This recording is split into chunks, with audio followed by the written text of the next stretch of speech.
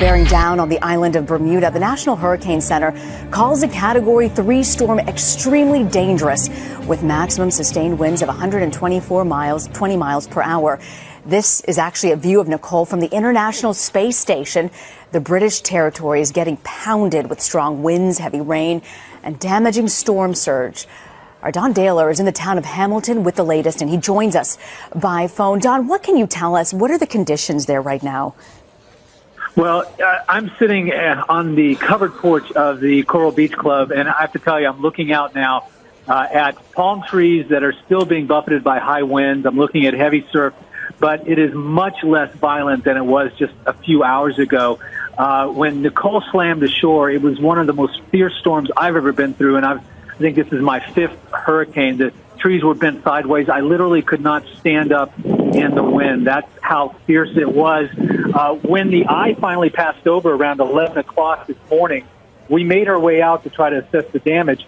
And surprisingly, we saw moderate damage. We saw some trees down. We saw some flooding. We saw some sheds that were destroyed. There are reports that there was flooding in downtown Hamilton.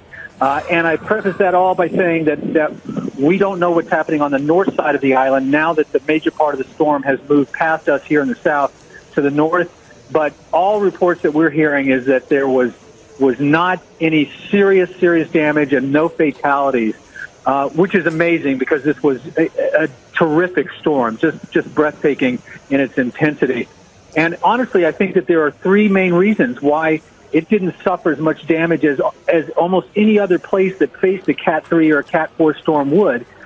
One is Bermuda is literally a volcano. It's built on an ancient volcano in the North Atlantic. And so that's incredibly strong bedrock that they've built the buildings into. Number two, they build their buildings like they're bomb shelters. They're foot-thick walls. They have concrete on top instead of shingles. They're built to withstand the multiple storms. And even though they don't get many major hurricanes through here, they get a lot of storms. And so they've created a community here that's prepared for that. And number three, there is a coral reef that surrounds the island that protects them from the storm surge that has done so much destruction in other places, including with Hurricane Matthew just this past week. Scientists have discovered a new fault line in California that may explain the lack of a major earthquake that's years overdue. The newly discovered fault is called the Salton Trough. It's located underneath an inland lake called the Salton Sea. The trough is parallel to the San Andreas fault line, the largest in California. Scientists say the Salton Trough may be taking pressure off the San Andreas. The Salton Sea area was the site of a swarm of tremors in the past weeks. That pointed to the possibility of a major quake along the San Andreas Fault. It's been more than 300 years since a major quake has occurred along the San Andreas. Geologists say the Salton Trough was previously unknown because it was hard to detect under the lake's waters. Along with two other students, 18-year-old high school student Alyssa Ridenour is suing Pine Richland School District in Pittsburgh for violating trans students' constitutional rights. The school recently passed a new policy that forces students to use unisex bathrooms, or bathrooms corresponding to the gender they were assigned at birth.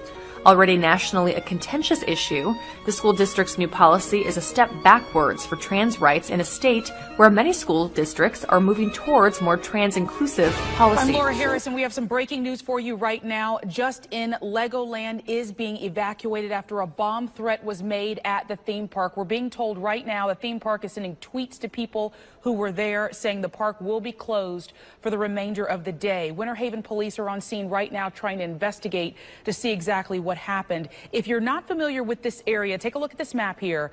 Legoland is in Winter Haven off Cypress Garden Road. You see it right there, right near Lake Eloise.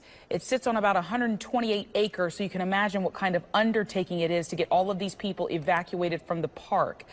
This is the tweet that we got from Legoland just moments ago. Again, Winter Haven police investigating the validity of this threat right now. We're being told people in the park or who were tweeting at the park, they're getting tweets back from Legoland saying the park will be closed for the remainder of the day. We haven't heard any news of any injuries, anything like that. Again, they are investigating this bomb threat right now. We're working to get more information on this threat for you right now. We've reached out to Legoland and Winter Haven Police. Action Air 1 is on the way to the scene, and we will have updates on air and online. The number of hate crimes in the UK jumped 41% in the month after it voted to leave the European Union. Before the vote in June, the Leave movement was accused of being rooted in xenophobia, and after, some government officials claimed the Brexit results were used as justification to commit hate crimes. These stats are only correlational, but it's important to note that in the days immediately after the referendum, reported hate crimes doubled. Over 5,000 hate crime offenses recorded in the month after the vote were racially or religiously motivated. Since August, the rate of hate crimes has returned to levels seen earlier in the year, but 2016's numbers overall have been a big increase compared to the year before, which had already seen an unusually high number of hate crimes.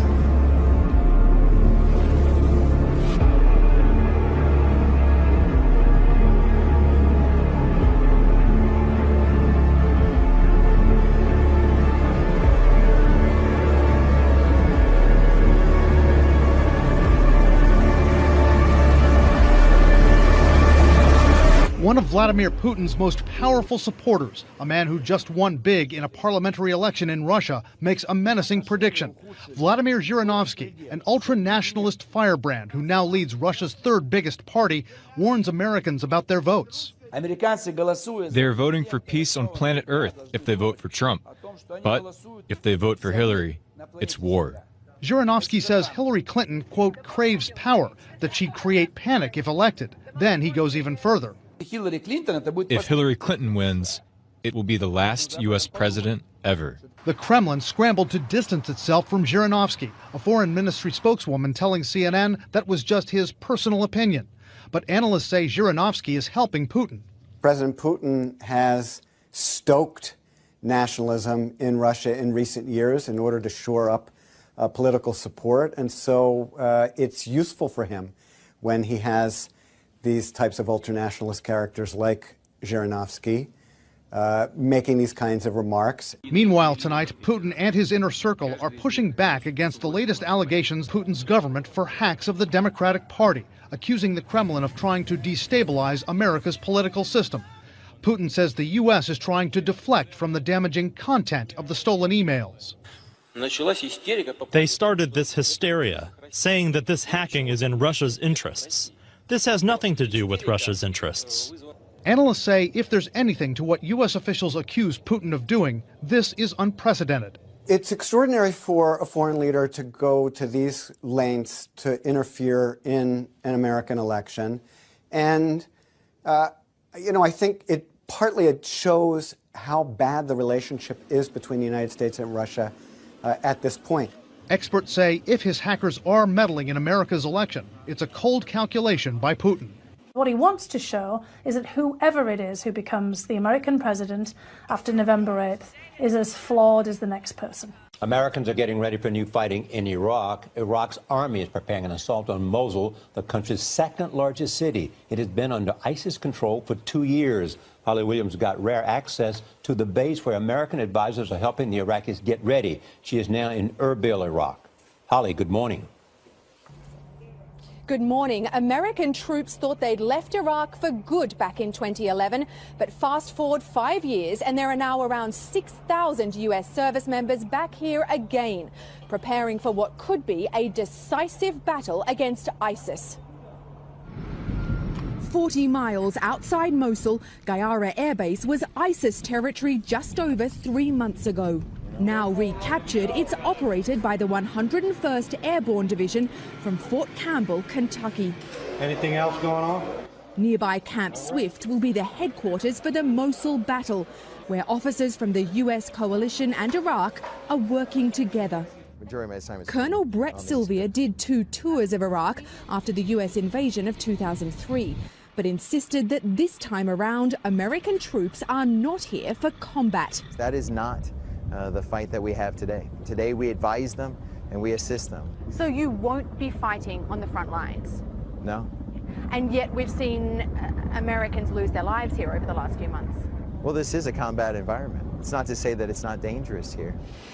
Major General Greg Valesky served in Mosul during the U.S. occupation in 2009. Now he's in charge of American ground forces. That right? We get indications that they are leaving. Even so, Colonel Sylvia admitted that America's limited role here is sometimes frustrating. Certainly things are much easier when you're forward and you've got the rifle in your hand and you are maneuvering. You have great control over everything that you're doing. So it's harder to help the Iraqis than it is just to do it yourself. Isn't that always the case? Those US officers told us there are still around 3,000 to 5,000 ISIS fighters inside Mosul, and they are laying explosives to protect themselves. Gail. Holly Williams reporting from Erbil. Thank you. UNESCO has renewed a resolution criticizing Israel for restricting Muslim access to a holy site in East Jerusalem. The draft text repeatedly refers to the site, known to Jews as Temple Mount and Muslims as Al-Aqsa Compound, by its Muslim names. A move which has angered the Prime Minister, who says it amounts to a denial of Jewish history. The theatre of the absurd at UNESCO continues, and today the organisation adopted another delusional decision which says that the people of Israel have no connection to the Temple Mount. The motion put forward by Arab states was approved by 24 votes, 6 against and 26 abstentions. A Palestinian delegate defended the cultural body's decision. Israel pretends that in this decision Palestinians and the Arab group denies the historic importance of the old city of Jerusalem to the Jewish people. Actually, if you read the third paragraph of the decision, you will see that it starts by the recognition of the historic importance for the three monotheistic religions. The holy site, which was taken by Israel in the 1967 Six-Day War, has been the flashpoint of Israeli-Palestinian violence in recent years. One of these faces could be the next president of France. 7 right-wing rivals faced off in the first presidential primary debate to decide the Conservative nomination. They sparred over taxes, the bikini and national identity in a 2-hour TV show that produced few fireworks. Former President Nicolas Sarkozy promised strong leadership after 5 years of socialist rule, saying the unprecedented impact of migration, mass unemployment, the toughest taxes in Europe. My conclusion from all of this is that the alternative must be strong, dynamic, immediate and concrete. Immediate. Polls showed that the more moderate frontrunner, Alain Juppé, was the most convincing candidate. We are diverse. We don't have the same religion, skin colour or roots. We have to respect diversity, which contributes to our richness on 2 conditions. First, that it doesn't divide us, and second, that we strengthen what we have in common. If we only have differences, it doesn't make us a country. The candidates will get another chance to make a dent in Juppé's lead, with 2 more televised debates scheduled before the first round of primaries on November 20th.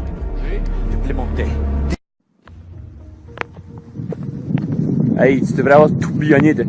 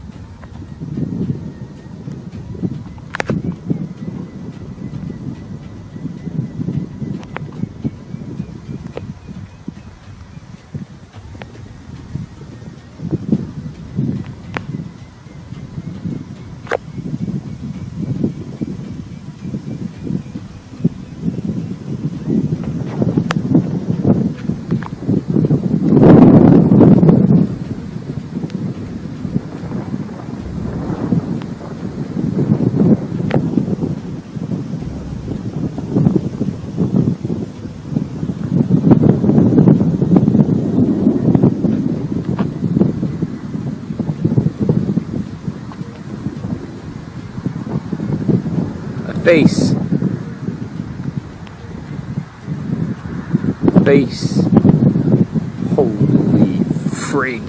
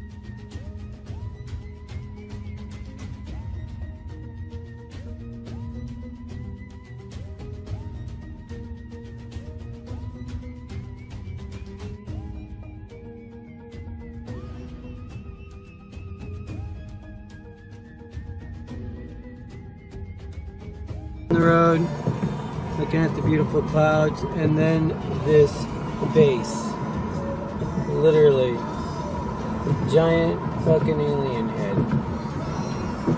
And then the clouds behind me are trippy, but that fucking head, man, it's fucking weird. Look at that. It's like creeping behind the fucking trees and shit. And I'm not even on dope. At least not yet. Pretty fucking gnarly, dude. Look at the eyes and shit. It's fucking weird. Pretty interesting. Just staring. It's interesting shit. And we got some Pink Floyd for that. Oh man. Fucking weird. Bullshit. Don't give me the bullshit. What's really going on in the world? Giant faces in the sky.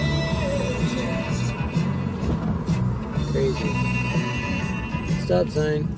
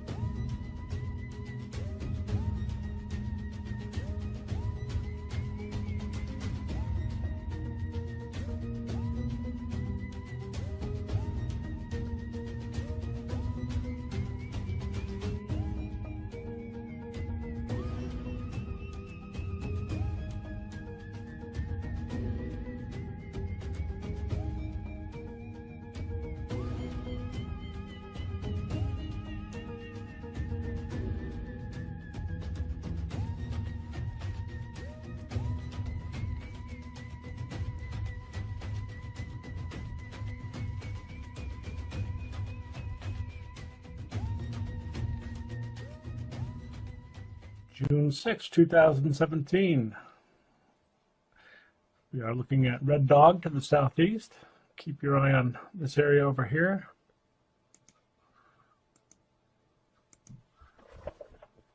And we begin to see a large orb.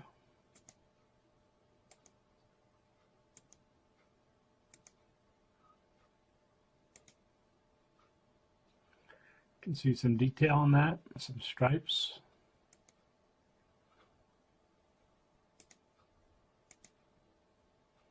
some interaction.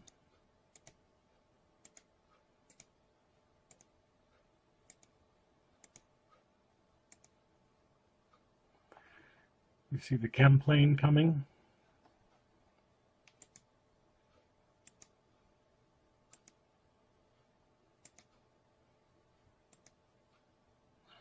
Let's look at that again.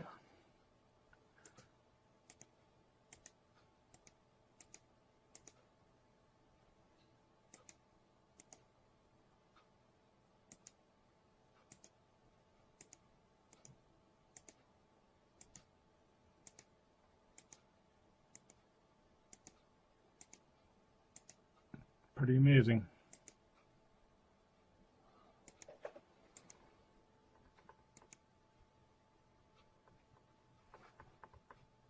All right, so this may be some of the best footage that I've seen coming up.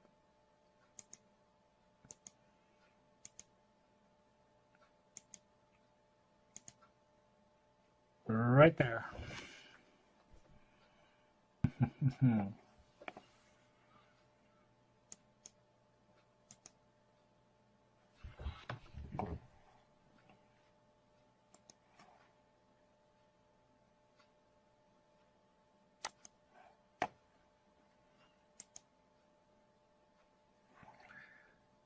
And that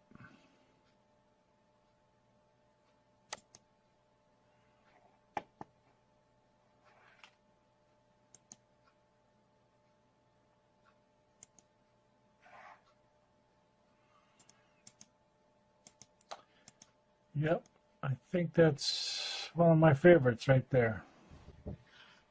Good. I think I'm going to blow it up and show you a close-up of this. I've also enhanced it a little bit just by adjusting the contrast, saturation, and brightness a little bit. But with that cloud in front of this object, there is no way that can be anything other than what you're seeing.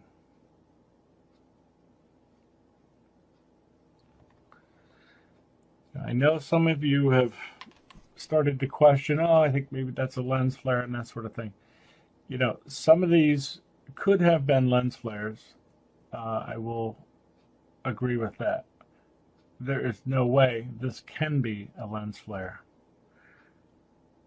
with these clouds in front. That would be impossible.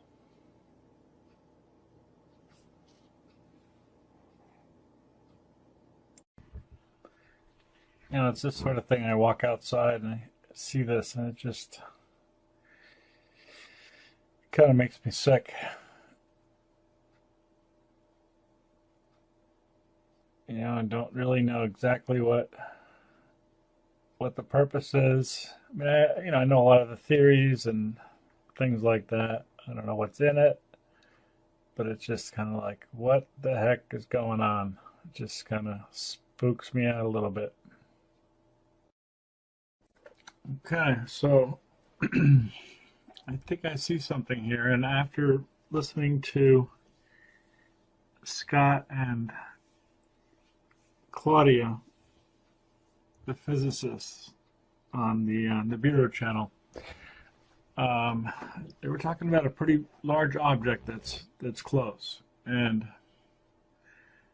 I'm wondering if this could be an object.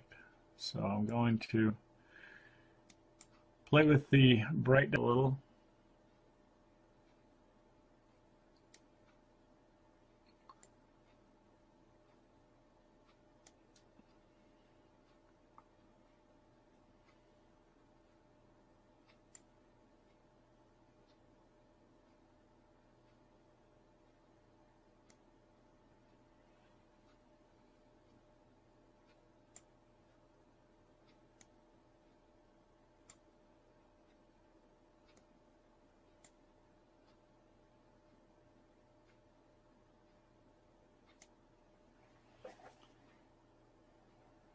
Possible.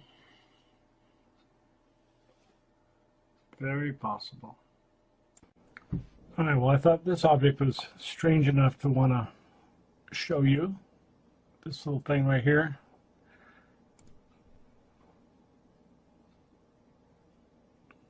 It's very bizarre. And in the next image, it's still there. Not as clear, however.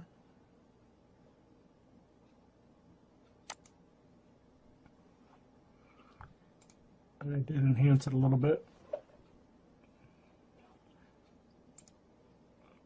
A bit blurry.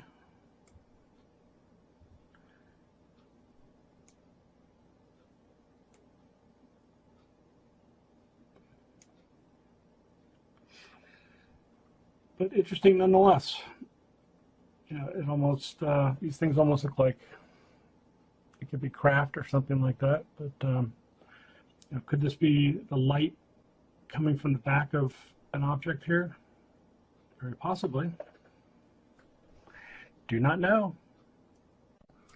Here's another image of that very large bird that I've called the pterodactyl. I mean, the length of that wing is just incredible.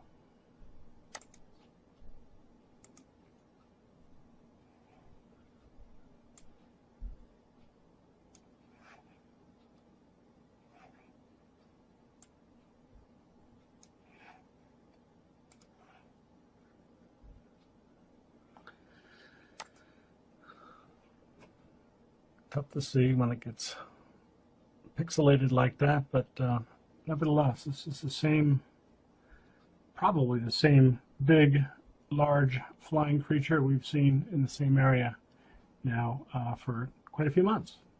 Well, here are some photographs sent in by a subscriber, and this looks like the Star Wars Death Star with the big hole in it. We've seen that many times. An enhanced version. No idea what this is up here. But yes, indeed, that is the Star Wars Death Star. Good catch. Okay, so here's a whole series of great photographs from Turkey, and I'm just going to run through.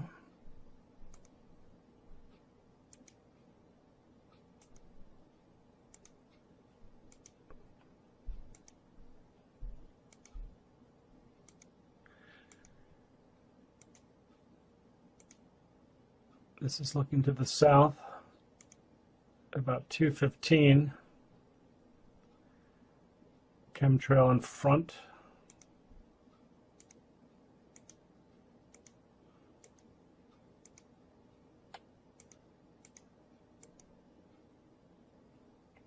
These are pretty spectacular photographs.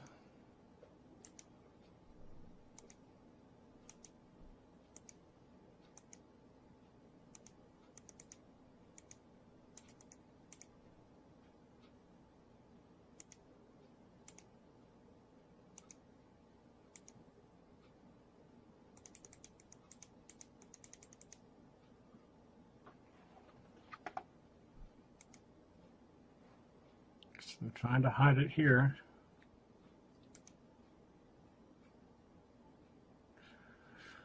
Oh, that's great work.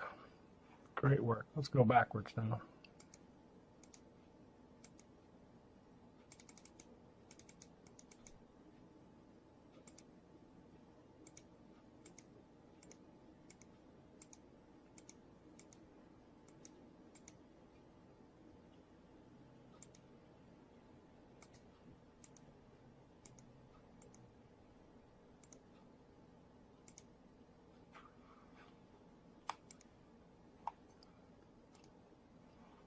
I mean, this stuff is just crazy. Oh, look at that.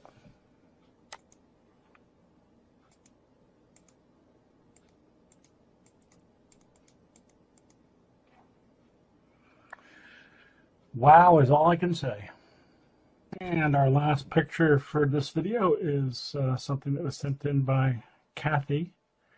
And sure enough, this is a a very strange looking object right there. It does in fact look like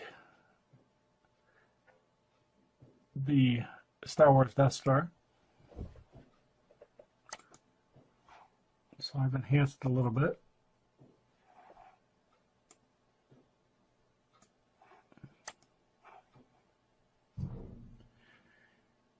And yes, it does appear to be an anomalous object.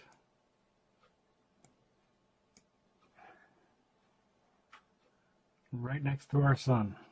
So, all right, everybody, just want to let everybody know that I'm okay. I'm fine. I've just been very busy with work, traveling, things like that, and quite frankly, trying to just do other things other than stare at these AV, these FAA cams and things like that. So anyway, thank you all for your kind thoughts and comments, and I will see you in the next video.